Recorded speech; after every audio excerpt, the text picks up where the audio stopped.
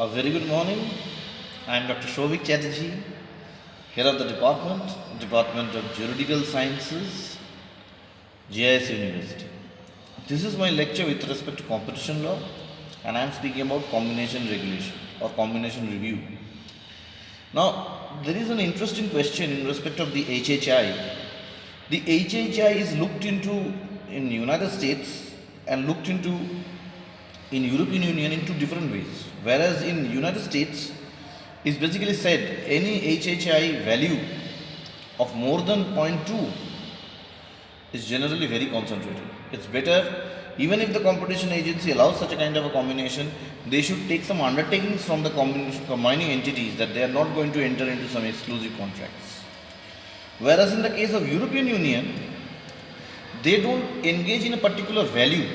What they say is, what was the HHI before the companies combined and what is the HHI after they have combined. If the difference between that is more than 0.5 or 0.05, it's generally very, very dangerous. Now we can take this example in the example we have given with respect to the airlines industry. We said that after the combination it is taking up almost 0.34 is the value of the HHI. Now if we take it up with respect to the position of the HHI at the time when Indigo and Go Air did not combine, it was 0.3 square, that means 0.09 of Indigo. It was 0.04 on the part of Go Air, that is both comes to 0.13. Then 0.13 plus 0.08, 0.0 it was 20%, 0.04, 0.04, 0.01, 0.9.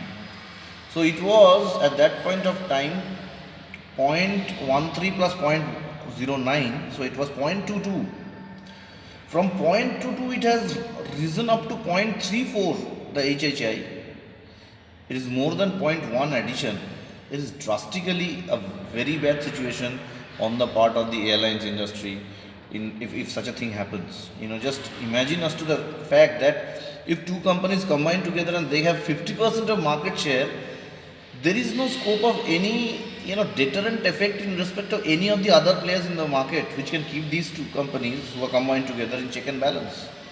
So HHI, if the value is transferred into understanding and logic, it says the same thing. In a very concentrated market, competition agencies should not allow such a kind of a combination without restrictions. They can take exclusive contracts like in the airlines industry, as far as the parking space is concerned in different airports. There should not be bargaining on the part of the biggest player. Or when a small particular airlines company is entering the market, whether within India, outside India, for the domestic airlines, these companies should not create a threat in respect of whatever services that they basically give. So all these things has to be taken into consideration, because it is always thought that competition agency has a implied objective in respect to consumer welfare.